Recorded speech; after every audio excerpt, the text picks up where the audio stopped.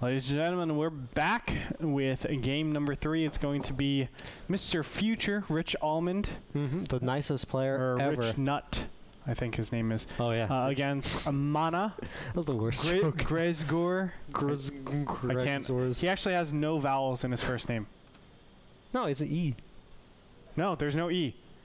It's like Grgz or something like that. Are you sure? I'm pretty sure. Grezgor. So it's something crazy. Actually, there's an O. Let's go into get into the game. Yep. And that is Mana. That is Mana. Yes. We're going to see a PvP on tal'darim. So again. Yep. It'll be, you know, I think standard 4-gate type of play. We can see in the bottom left-hand corner we do have Future as the blue Protoss. Bottom right-hand corner we have Mana as the green Protoss. Both these players probably going to be playing towards that 4-gate. And let's really quickly talk about the picks.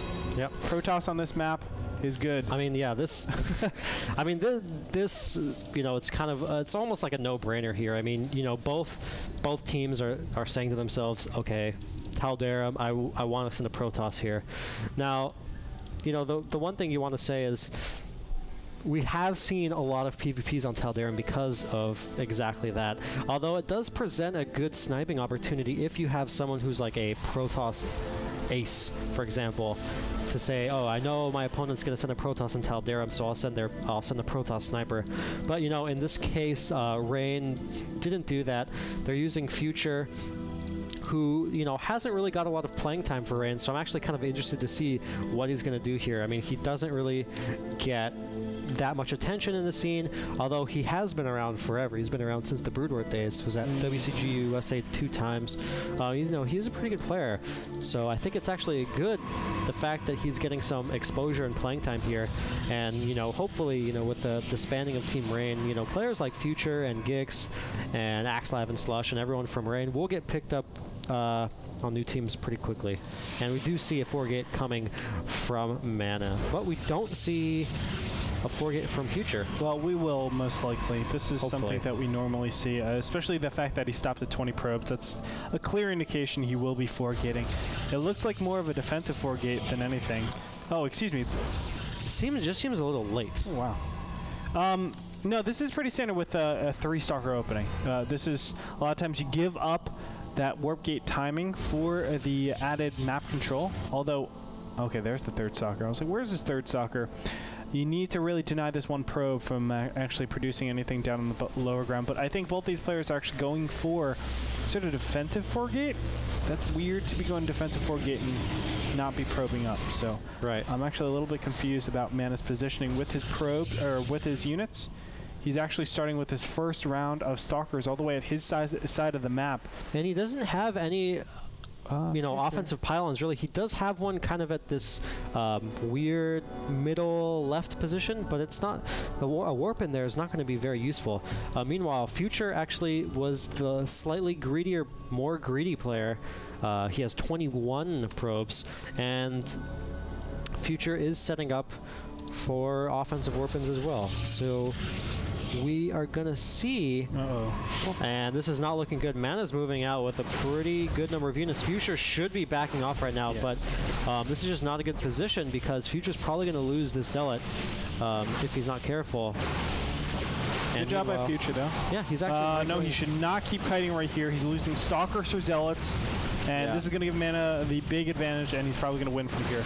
You cannot be trading like that. Yes, I understand you want to trade the Zealot for the Zealot. I thought that was great play by Future, but when you're targeting down Zealots and your opponent is targeting down Stalkers, that's an instant lose for you, and Mana's just going to push in here and win. I don't see any foreseeable way for Future to actually win this.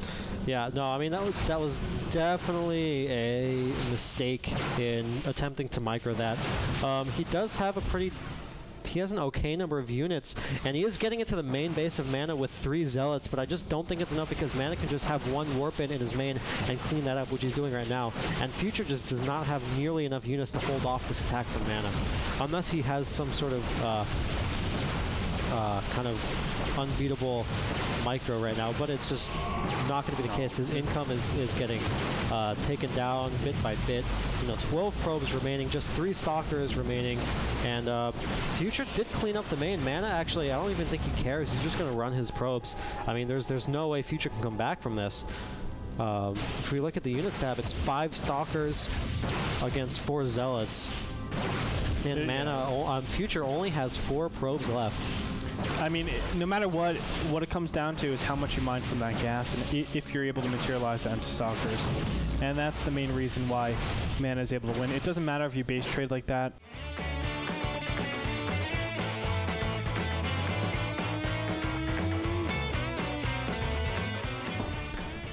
But it doesn't matter if you base trade like that, because yeah, okay, Warp and Zealot's on my side. I don't care. Right, because you're basically base trading, and if I'm able to mine more and I've kept my stalkers alive, I'm able to kite your zealots forever. So it really does not matter. I think the critical point in that 4-gate versus 4-gate is